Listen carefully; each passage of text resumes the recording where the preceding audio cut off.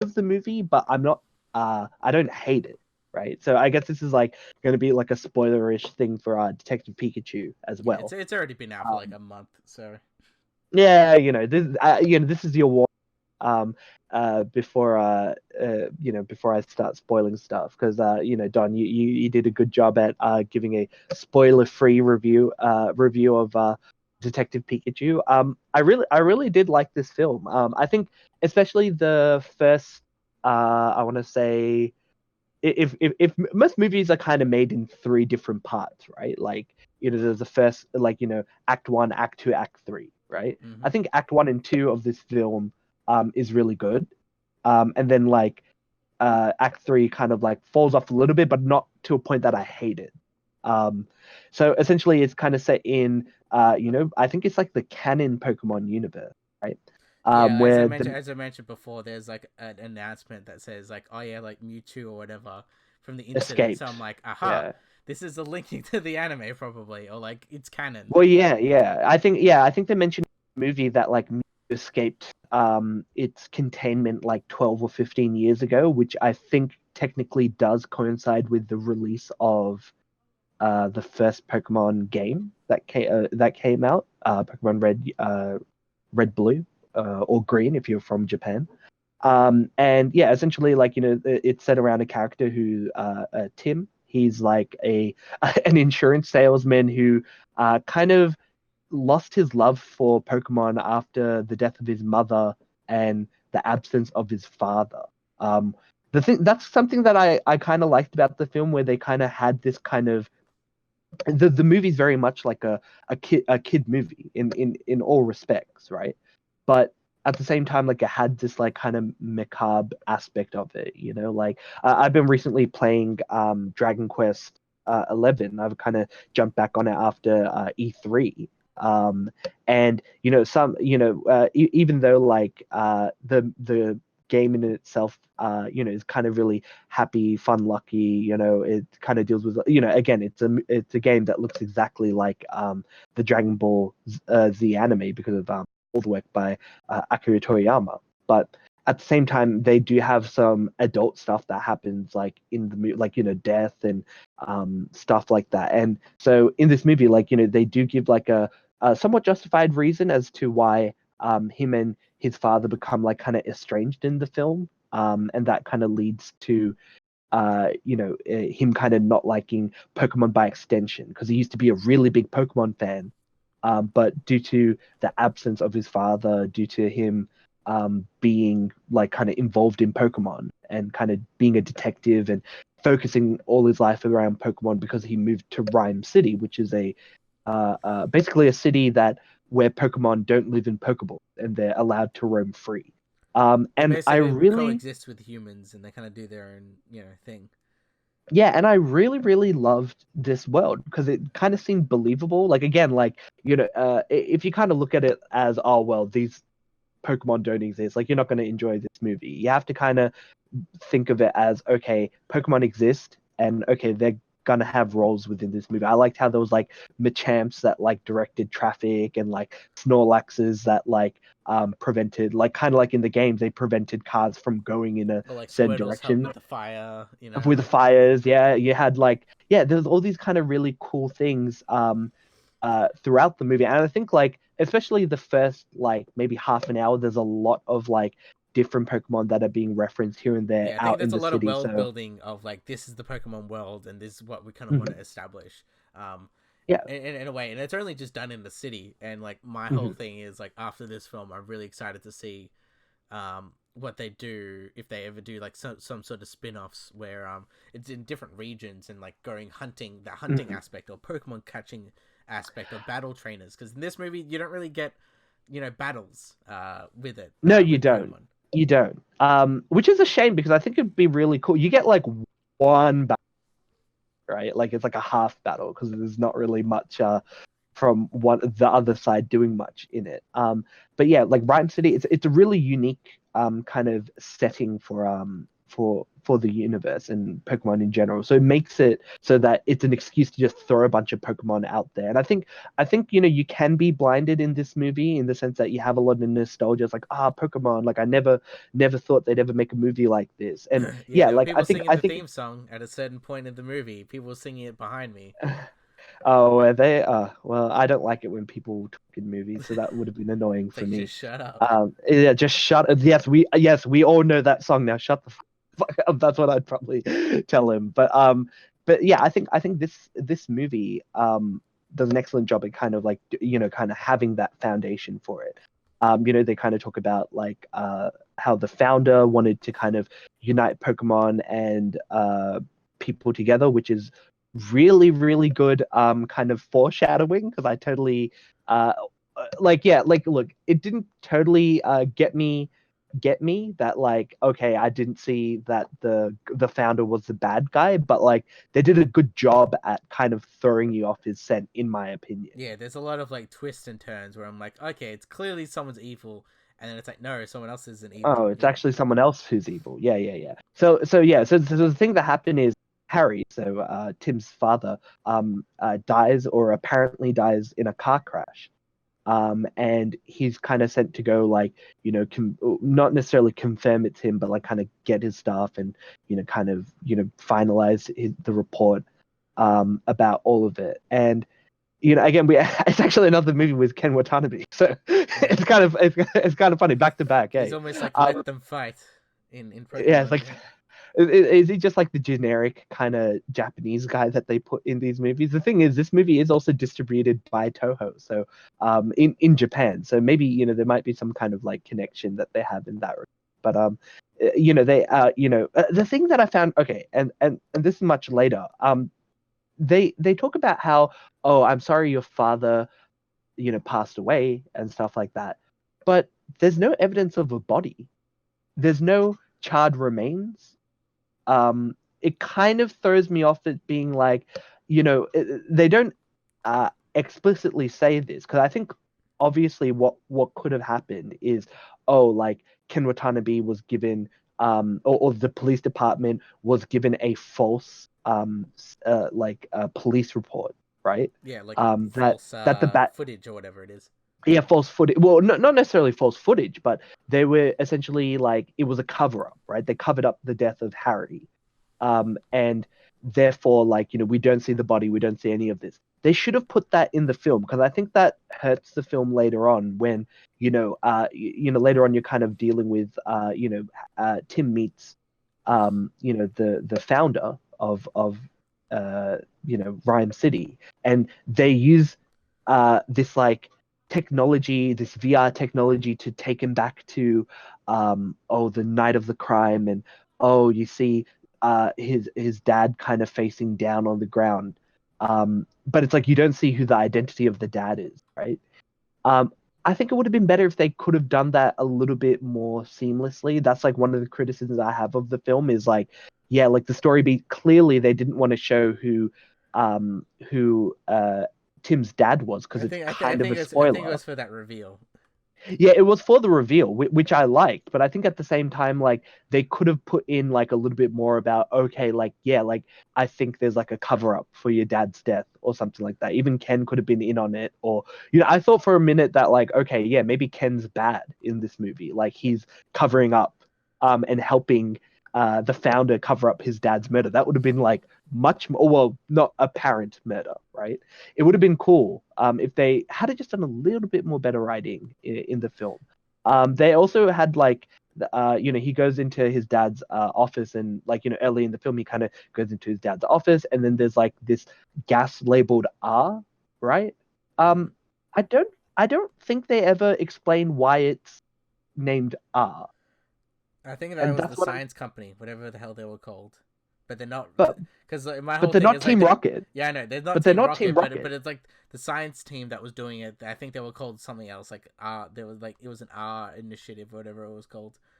Yeah, but it's like, why is it called R Initiative? Like, why didn't they just call it like Team Rocket? Like, I think that's the big thing that like it's kind of the same thing when I saw it, I'm like, oh, it's Team Rocket because that's the only R I know in Pokemon.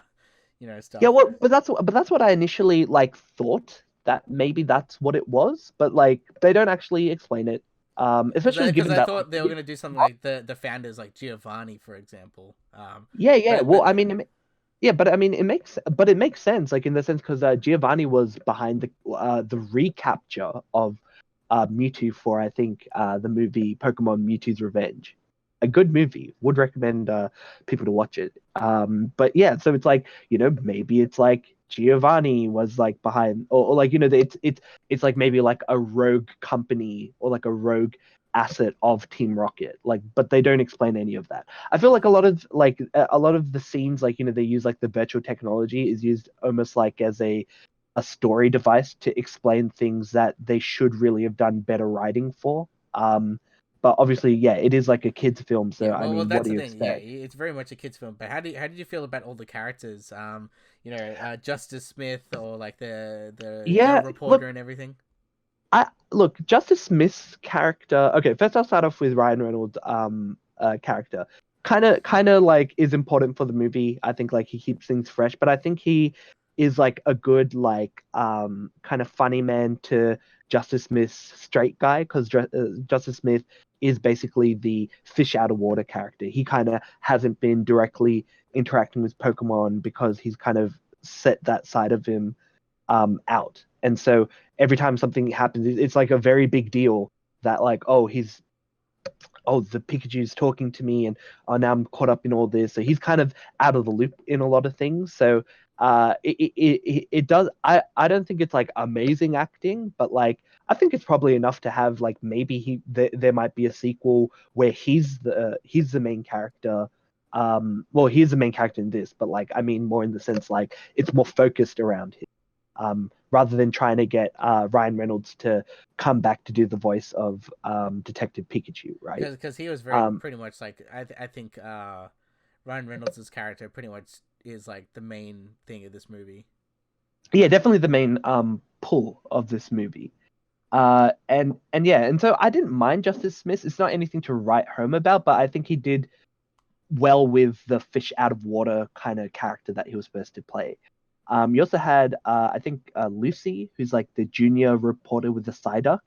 I felt like her character was like really exaggerated, like, Yeah, but she very much it felt it like an actual like anime character. Pokemon, yeah, yeah, she felt like a character that you would like an NPC character that you'd talk to in Pokemon, and they're really out there and really whatever. But she's like that for the entire film.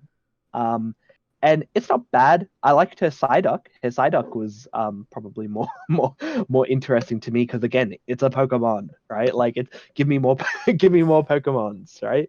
One of the best scenes I think in this movie is when they're doing the interrogation of the Mr. Mime. I just love that entire scene. I think like that's probably like one of the best scenes from this movie because they do an excellent job. Because again, it does a good job at having Ryan Reynolds' character, like the Pikachu, kind of being like good cop, bad cop kind of thing, but then also having Justice use his like previous Pokemon knowledge to help interact with the Mr. Mime and kind of interrogate him. And it's like a lot of what is it like? They do a lot of miming. Yeah, I thought it was an it's a excellent, lot of fun. yeah, it's an excellent scene. And it's probably one of the best scenes from the movie. And yeah, there's like I think Diplo is like the DJ that that wants to fight him with the Charizard, I didn't even right? notice that. Yeah, yeah. Well, I don't listen to Diplo really. I know that he did a remix for Old Town Road. But other than that, like I'm not really a big fan. But like he's in it. Yeah, his character's like whatever. I kind of cared more about the Pikachu fighting the Charizard, right?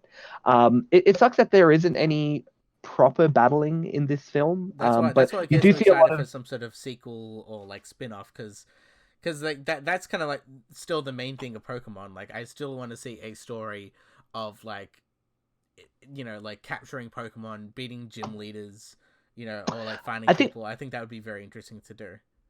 maybe when it's I think the issue is like when you put that into the into the real world, like it kind of comes off as like, oh, we're enslaving animals. We're literally enslaving animals and making them fight, like dog fighting. right? I think that's the big problem about trying to do it like that's why they make fighting in the movie it's like an underground illegal um because it's not okay here. So it almost kind of makes it out that like Pokemon in the world outside of Rhyme City, fighting Pokemon is like kind of like ethically unmoral, you know.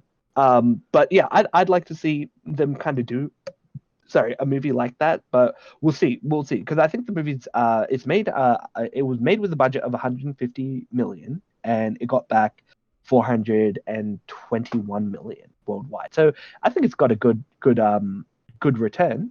I think that yeah, maybe if they make it a little, here's the thing, you can't make it less kid centric because it has to be, but maybe if they put more fighting and stuff in it. It's a kind of during the movie they go into like an underground base, and there's all this kind of like Pokemon being experimented on and stuff like that. There are all these like Greninjas and they mentioned like, oh, the Torterras were made gigantic, right? Or there was experimented on, or like growth experiment, and then it gets revealed that there's giant Torterras out.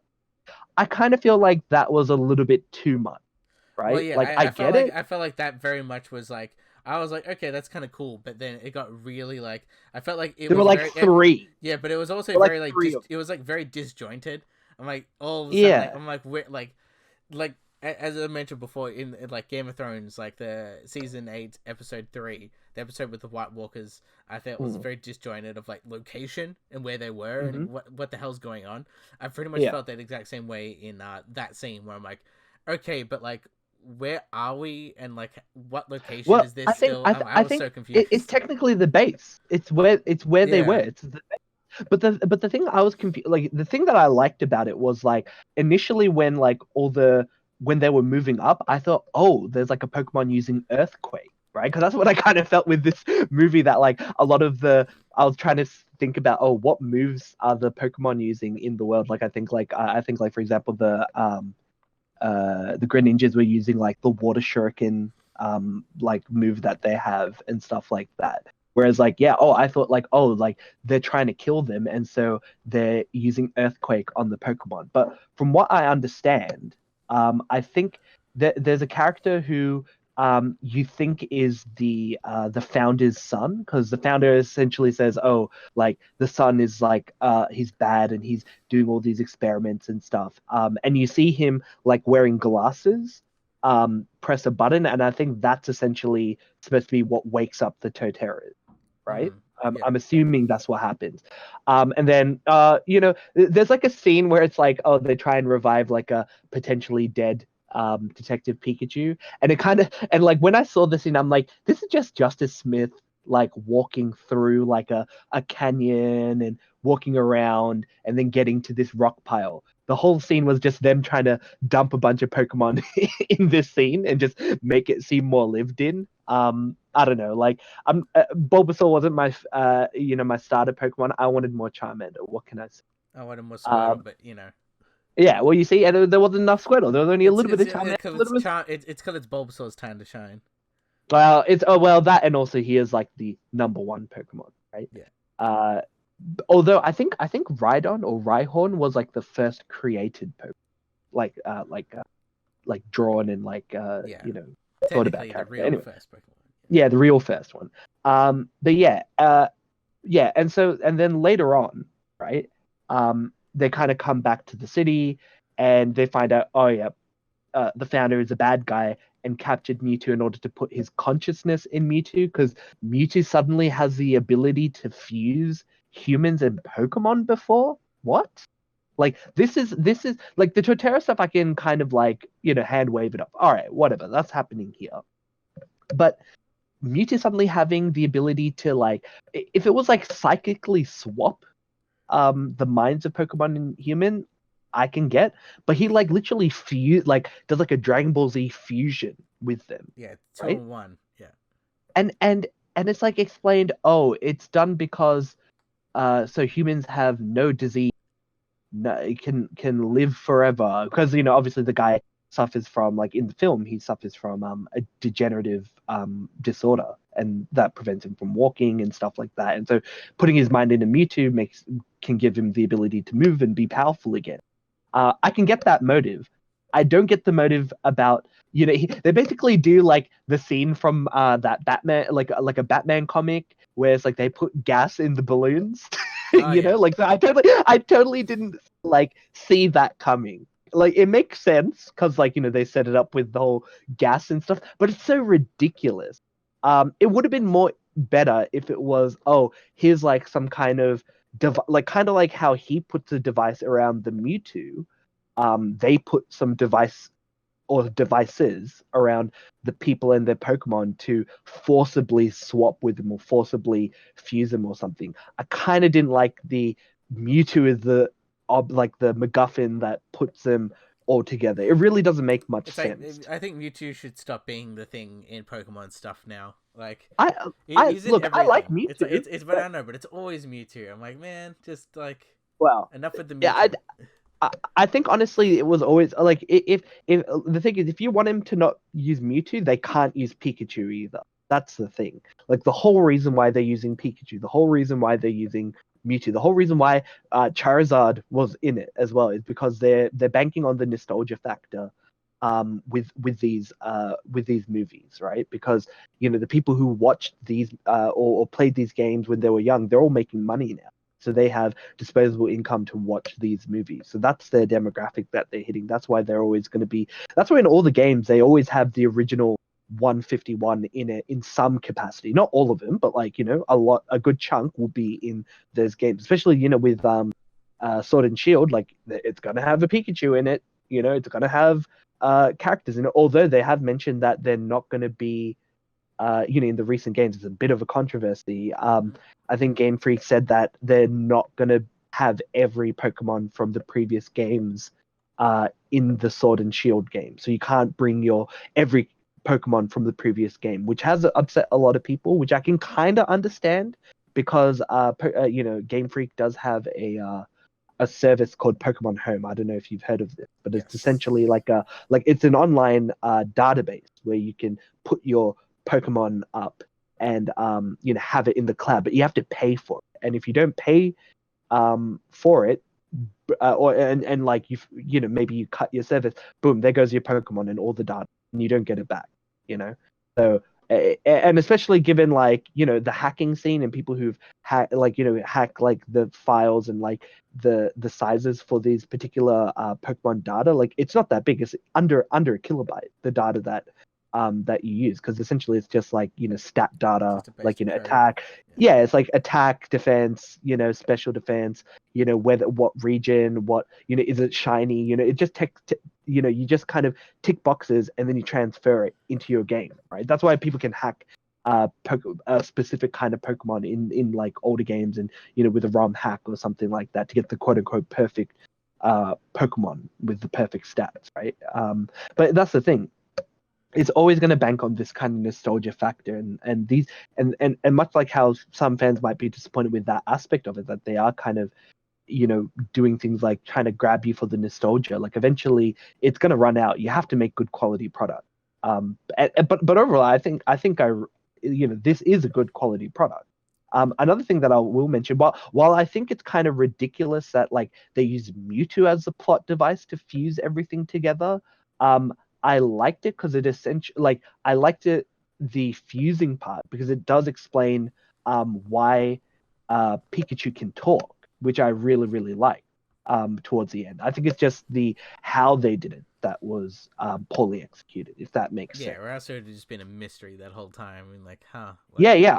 And I really liked it. The other thing I really liked is they set up the Ditto, right? Because there's because I really liked how it transformed, and it's like, oh, this is a Ditto that can transform into humans. It makes sense that it pretended to be his son, and the girl with like the pink hair, like, oh, it's the Ditto. It makes a lot of sense, especially because it's genderless. It can be whatever it wants to be, right? Like a really, really good Chekhov's gun there that I didn't actually see.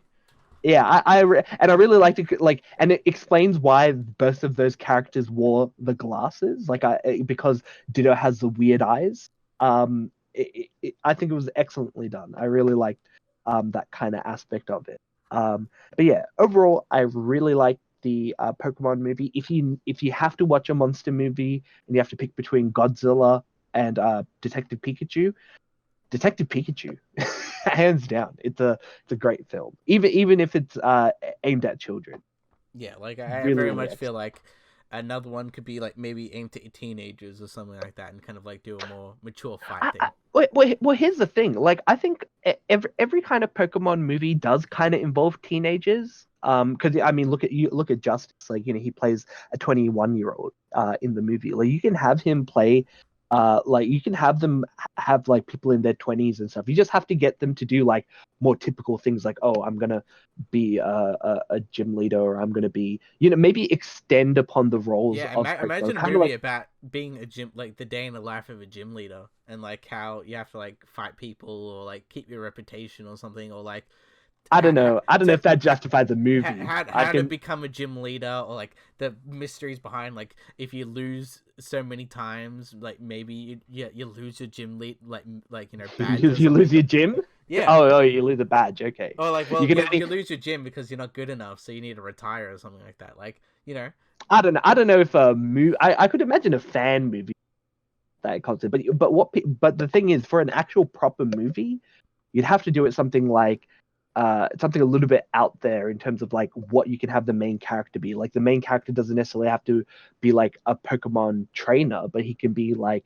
he could be like, if you want to get it in on like the whole superhero genre, like, you could have like, Pokemon vigilantes, like, where not the Pokemon that are vigilantes, it's like the Pokemon trainers are vigilantes, and they right? use Like, they can. Pokemon as like a And well, they use Pokemon as like sidekicks almost, right? Like, maybe you have them being able to be like, you see a lot of people with different kind of jobs, like having Pokemon in the Pokemon game series. You could have somebody who's like, like a ninja who's like using a Greninja, right? Like, it makes sense that they're a good pair and they fight together. And then you can have like somebody, and you can have different style. Like, there are different Pokemon. Like, you have a classic like Lieutenant Surge, right, from the original Mhm. game. He's like a army lieutenant. It's like, have him, and he has a Pikachu with him. So it's like, oh, sorry, a Raichu. Right?